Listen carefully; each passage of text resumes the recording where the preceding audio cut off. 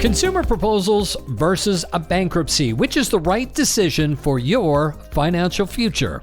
That's our topic today on the Debt Matters podcast, where we help Canadians find solutions to their debt with licensed insolvency trustees from across Canada. I'm Wayne Kay, and in today's show, we're going to talk about which is better for you, bankruptcy or a consumer proposal. What are the things that the licensed insolvency trustee has to consider to pick the right option for you? What is the information that you need to share? And are there some circumstances where, you shouldn't do one or the other? To help us with this, Julie Drane from Allen Marshall and Associates is my guest today. She's a licensed insolvency trustee from Victoria, British Columbia. Hi, Julie. Thank you for having me, Wayne. It's always a pleasure, and we love diving into talking about the horrible things like bankruptcies and what you can do when you're in debt and you're stressed out and you're feeling sick and it's affecting everything in your life, your family, your relationships, right? How am I doing with that? Am I painting an accurate picture? I believe you are absolutely painting an accurate picture, Wayne. It truly does affect everything, doesn't it, in somebody's life when they're just in a really bad financial place? It does. It affects sleep, mental health, your right family, friends, relationships, your work, everything. Right. Well, you're going to dive in and explain some of the differences regarding consumer proposals and bankruptcies if somebody is in this bad financial situation. So can you explain, because bankruptcy used to be the only solution until, I don't know how many years, but then all of a sudden consumer proposals came about. What are they? What's the difference? The major difference between a bankruptcy and a consumer proposal is that in a bankruptcy, all of the individual's assets vest with the trustee. So what that means is we look at them all and, okay, you've got some household furnishings. In each province, there's a different, what we call exemption for how much of that you can have. You've got some clothing.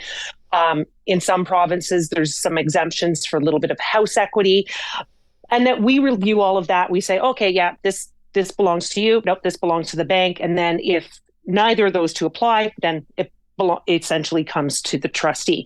In a proposal, that does not happen. So we review the assets and we take them into account, but an individual in a proposal is free to do with their assets as they see fit. The other major difference, is income reporting, or one of the other major differences is income reporting. In a bankruptcy, you do have to report. In a proposal, you do not. If someone wants what we'll call certainty of outcome. So I want to know how much I am going to pay every month. That's a proposal. So basically we send the proposal out to the creditors. The creditors vote. We get the majority in dollar value to say yes. And the proposal passes. Creditors can't change their minds in 6 months and say they want more money. Okay. So, with a bankruptcy. I'm sorry. I just want to ask one quick little question regarding that. So typically, you owe, I'm going to just grab a number. I owe $50,000 in debt. I'm just no hope of me getting out of that. You then go to the creditors and say, okay, we're going to give you $8,000. And then they vote yes or no. And then you figure out what the number is. Correct? That's kind of how it works? Yes. Yeah, that's simple form. Yes. Okay. Yes. So that was the consumer absolutely. proposal. And then what does that bankruptcy look like? The difference is? The bankruptcy income reporting, depending on the level of income, your payments can change throughout the process. Oh. If you win the lottery or get an inheritance during a bankruptcy, that comes to the trustee. And we do not encourage gambling in any way, shape, or form. Tax refunds vest as an asset with the trustee, even for prior years. Some people, disability tax credits from prior years, and even if the returns are filed after the discharge, those refunds as an asset would come to the trustee. In both a bankruptcy and a proposal, there is a possibility for court, but proposals, it's extremely, extremely rare for that to happen. And we usually know that within the first 60 days. Okay. But like I've only ever had it happen once in A long time. I won't tell you how long. So I just for consumer proposals, it just doesn't. It's a possibility, but it doesn't happen. Examinations can also be conducted in proposals by the superintendent of bankruptcy, but again, it is very rare. So you see more of those in a bankruptcy than in a consumer proposal. Are you finding one that's more popular these days, or one that's better to deal with debts? The proposal is definitely the more popular, because of the flexibility. So you can prepay it, you know what the payments are, the possibilities of, going to court is slim to none. And I think the biggest thing is just knowing what that payment's going to be. Mm-hmm. And what kind of things does the LIT really consider when picking out which is the better option for somebody? Well, we can't tell anybody. We can tell them what we see, what we think, based on our experience, what we recommend. But when we're looking at what might be the best option, whether legislative or non-legislative, we look at assets, liabilities, depending on the level, but usually not. And we also look at the net monthly income after what we call non-discretionary expenses, things like childcare, child support, medical expenses. If someone's self-employed and they're operating as a sole proprietor, business expenses, that sort of thing. And then we look at their household expenses as well. So okay, if you're over the threshold for income, which would mean their payment would be higher either in a bankruptcy or proposal, but your household expenses are more than what you bring in, there wouldn't be a viable proposal because you don't have the means to pay it. Right. So we do the big assets, income, and expenses. Sometimes we can help people to budget so that they can fit the proposal payment in. Actually, most of the time we could do that. But I was going to say that's probably a major thing is just learning how to budget, because a lot of people don't pay attention to where the money's going. No, it's one of the downsides of having less cash, I find, for myself personally, is if I went to the grocery store with $20 in my hand, I would count up how much, because I didn't want to be embarrassed. Now we just go to the till. And as long as the card doesn't beep, we don't look at it. So we nickel and dime ourselves. So it's $5 here at Tim Hortons, and it's $10 at McDonald's, and I don't even know anymore. Yeah. But I think that's what a lot of people, they really don't know, because when we ask them and they go through their expenses, we go, well, that makes no sense because you've got this huge chunk of money at the end of the month. Let's go back to your bank statements. So because we do want to put you in a better position, because if we put together this proposal that says you can pay this great sum of money, well, it turned out that there was this big expense that we forgot about, or there's something that needs to be adjusted. We want to know that so that we are putting somebody in a better position, and that they do. And that is part of it, as well as trying to help people both in a bankruptcy and in a proposal to get that budget under control, know where their money is coming, get a plan going forward. Do people ever worry about their credit rating after? I would assume they do. And is one better or worse for having that restored credit rating? At the end of the day, if it's a first bankruptcy versus a consumer proposal, it's approximately the same. The bankruptcy reports as what's called an R9 rating for 6 years after the date of discharge. So a first bankruptcy is either 9 months or 21 months long, depending on the level of income. And so you're looking at 7 to 8 years. The proposal, the maximum period of time for a consumer proposal is 5 years of payments. So if the person does take the full 5 years to pay, it sits on as an R9. It does say bankruptcy proposal. And then for 2 to 3 years after that, depending on the credit report and which province you live in, it will report as an R7 as a settlement. Mm-hmm. I've talked to banks over the years, and I said, does it make any difference? Or if they go to something more informal as a settlement, do you care? And they said, no.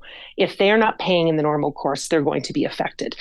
For a second time bankruptcy, because it sits on the bureau for a substantially longer period of time, so 14 years from discharge, yes, definitely the proposal would be better than that, because it's going to be off in a maximum of 8 years.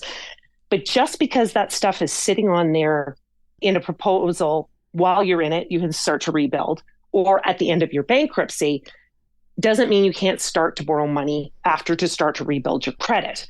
I think that's a big misconception. It's just, you can borrow money basically at any time. It's how much do you want to pay to get that money? And just making sure that you're going to be able to pay that money back. The credit report is definitely severely affected. So people say, well, I don't want to affect my credit. I said, well, then the only way not to affect it is to pay in accordance with the original terms. Right. If you can pay more, can you pay it off faster? In a proposal, yes. In a bankruptcy, no. Okay, gotcha. And are there certain circumstances where it's just like you look at it and you go, absolutely, there's no way you're going to be able to do it this with the proposal, or there's absolutely no way you should do it with the bankruptcy? Yes, there are. Sometimes it's because of a large asset. So someone's got a whole lot of equity, particularly in real estate. And in that case, then we would try and help them to, go back to their bank, find a mortgage broker, something like that. Or we have some people which are what we call judgment proof. So somebody who is on a disability or pensions, CPP, OAS, most private pensions. The only creditor who can get at that stuff is Canada Revenue. So if those people only owe credit cards, payday loans, lines of any unsecured product, then and we look at their budget and go, look, there's really nothing that we can do. Even on a reduced fee, there's nothing we can do. Then we just suggest to them, they change their bank account, they change their phone number, and then, and some of those people will come back, they'll save up the money, or they'll come back and something's slightly changed in it, or a family member has been willing to help them out. But there are some people where the best option for them is to do absolutely nothing, refinance, or in some cases, a credit counseling proposal. If it's just a budgeting issue, that would be something. They have a small amount of debt. Rather than getting a full-blown insolvency on there, we would send it over to a reputable credit counselor. Oh, okay. Good to know. And I joined the Community Futures organization as a board of directors, and that was actually one of the questions on there was about bankruptcy. So what's that deal that I can't be a board of directors if I have a bankruptcy? That is correct. Not even on a volunteer board. So if you want to stay on a volunteer board, proposal is the only option. That does not have to do with the Bankruptcy and Insolvency Act. That has to do with the Corporations Act. So if you wanted to do that, instead of a bankruptcy, you'd filed a proposal. The other time that I'm aware of, and I'm not professing to be an expert, is when somebody is trying to sponsor someone into the country. I always recommend people go to their officer, speak with them, because the last time we had heard bankruptcy, you could not sponsor or continue to sponsor, but proposals weren't an issue. But I always tell people just to be sure, double check, because you don't want to run into a problem with immigration. And most employers, there's not an enforceable clause that would say that if you filed a bankruptcy or a proposal that you'd be terminated. I think I've seen one, and I just sent her to a lawyer. But in Canada, there are professions where if you are in an insolvency, you do have to let your governing body know. Lawyers, people with like things like mutual funds licenses and stuff like that. And then sometimes there's some governance around and reporting they have to do. But if there's ever any question on that, we always encourage them to go back, make sure that they understand the potential repercussions on the employment side or on their licensing side before they proceed. Julie, one thing I'm really learning from you is that it's really important to share as much information about the situation that somebody's in as possible. Really give too much information because there's so many factors to this. And something that the individual might not think is relevant could really change the way that we would try to provide them advice and guidance.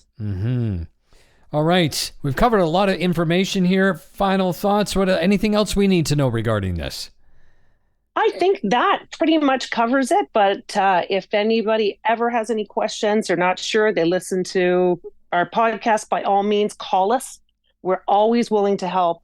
We're always willing to answer as many questions as we can. And yeah, that's it. That's it. It's as simple as that. I got nothing else. You can always help. And I love that that's like the name of the website, wecanhelp.ca. It's brilliant. .ca. Yes. Julie, thank you so much. It's always a pleasure. Thank you, Wayne.